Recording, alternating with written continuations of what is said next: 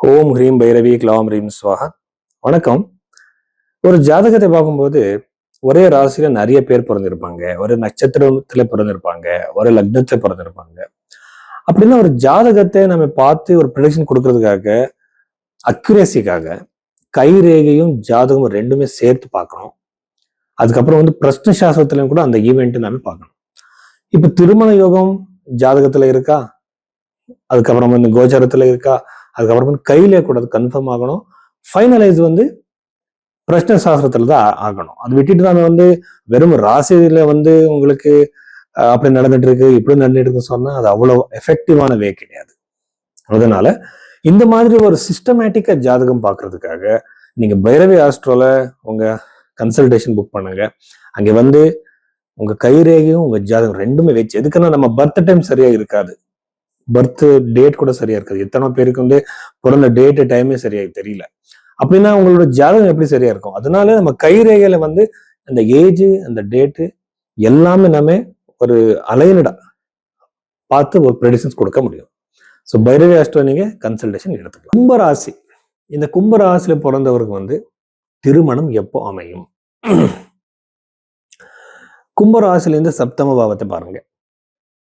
சப்தம பாவம்னா ஏழாவது வீடு. ஏழாவது வீடு எது? சிம்ம ராசி. சிம்ம ராசியோட ராசியாதிபதி யாரு? சூரியன். அப்படின்னா சூரியன் எங்க இருக்கா? உங்க நட்டல் சார்ட்டை, உங்க பிறந்த ஜாதகத்தை ஓபன் பண்ணி பாருங்க.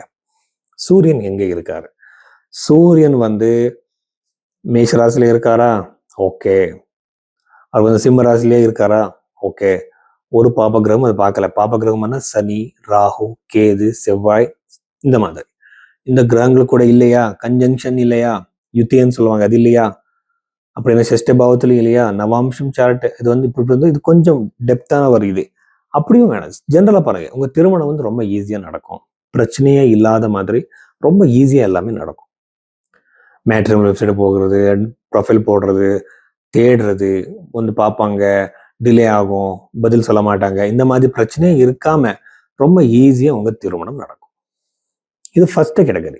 ரெண்டாவது கேட்டகரி உங்க சூரியன் 2 இல்லைன்னா 3 அஃப்ளிக்ஷன்ஸ்ல இருப்பான். அது அஃப்ளிக்ஷன்னா பாப்பகிரகங்களோட சேர்ந்து இருக்கிறது, சனி கூட, செவ்வாய் கூட, இந்த மாதிரில இருக்கிறது. அஷ்டம பாவத்திலும் ஷஷ்ட பாவத்திலும் இருக்குது. இந்த மாதிரி 2-3 தோஷங்கள் இருந்தாலே போதும் உங்க திருமணம் கும்பராசில பிறந்தவருக்கு டிலே ஆகிக்கிட்டே போகும், ரொம்ப டிலே ஆகிடும். சனியோடு சேர்ந்திருந்தா, ராகுவோடு சேர்ந்திருந்தா, சனி ராகு ஏதாவது ஒரு கிரகம் அதை பார்த்தா, சில கிரகங்களுக்கு பஞ்சமா அவர் திருஷ்டி இருக்கும், 3வது திருஷ்டி இருக்கும் சனிக்கு, இந்த மாதிரி எல்லாம் பாருங்க. அப்படி பார்த்தாலே போதும் இறுதியா சொல்ல முடியும். எதுக்குன்னா திருமணம் ரொம்ப ரொம்ப டிலே ஆகும். 33 34th இயருக்கும் போகும். நிறைய பேருக்கு 34 தாண்டி திருமணம் நடக்கும், ரொம்ப டிலேயா. அவருக்கு எதுக்கு என்ன காம்பினேஷன் இருக்குமானா, சூரியன் நல்ல பிளேஸ்ல இருக்க மாட்டான், ஏதாவது பிரச்சனையில இருப்பா. இது நீச்சமாகிறது துளாராசியில. அதுக்கப்புறம் சத்துருகளோடு ராசியில இருக்கிறது. சனி சத்ரு இல்லையா, அந்த இதுல இருக்கிறது. அதுக்கப்புறம் ஷஷ்ட பாவத்திலேயோ 12வது வீட்டிலேயே இருக்கிறது. நவாம்சத்துல கூட இது ரிப்பீட் ஆகுறது. இது எல்லாமே திருமணத்தை டிலே பண்ற காம்பினேஷன்கள். இதுக்கு நீங்க ரொம்ப ஒரு சிம்பிளான ரெமிடிஸ் பண்ணுங்க. பைரவி ஆஸ்ட்ரோல இது புக் பண்ணுங்க. உங்களுக்கு ஒரு எந்திரத்தை அனுப்புவாங்க. அந்த எந்திரம் ரொம்ப கம்மி பிரைஸ். உங்க வீட்டுல வச்சுக்கோங்க, ஒரு ஜபமாலை எடுத்துக்கோங்க, மந்திர ஜபத்தை ரெகுலரா பண்ணுங்க. சூரியனுக்கு சம்பந்தப்பட்ட மந்திரம், டைரக்டா பீஜ மந்திரத்தை நீங்க சொல்லலாம். இல்லைன்னா உங்களுக்கு முடிஞ்சா நீங்க ஆதித்ய ஹிருதயம் சொல்லலாம். இது ரெகுலர் போக போக அது எனர்ஜைஸ் ஆகும்.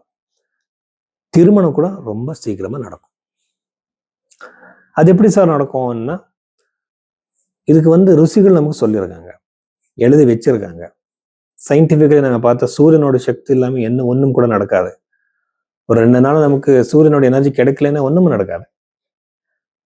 அவ்வளவு எனர்ஜைஸான ஒரு பிளானெட். அந்த பிளானெட்டோட ஒரு வைப்ரேஷன்ஸ், அதோட இதனாலதான் நம்மளோட எமோஷன்ஸ்ல கூட சேஞ்சஸ் ஆயிட்டு இருக்கு. நீங்க கூகுள்ல பாருங்க, சூரியனோட சக்தினால, அது விளக்குனால, அதோட லைட்னால என்னென்ன சைக்கலாஜிக்கல் சேஞ்சஸ் நம்மள ஆகுது, அதெல்லாம் உண்மையா? ஜோதிடம் இருக்கா இல்லையா கனெக்ட் பண்ணலாமா? நீங்க ஏஏ அடிச்சு பாருங்க. ஸோ ஃபியூச்சர்ல வந்து அஸ்ட்ராலஜியை சயின்ஸை பார்ப்பாங்க. சயின்டிஃபிக் எவிடன்ஸ் கிடைக்கும் நமக்கு. ஸோ அன்னி வரைக்கும் அது பிரச்சனை நம்ம வந்து கொஸ்டின் பண்றது தப்பு கிடையாது. தேடி பாருங்க. உண்மையா நீங்க நினைச்சிட்டீங்கன்னா கண்டிப்பா இந்த ரெமெடி பண்ணுங்க.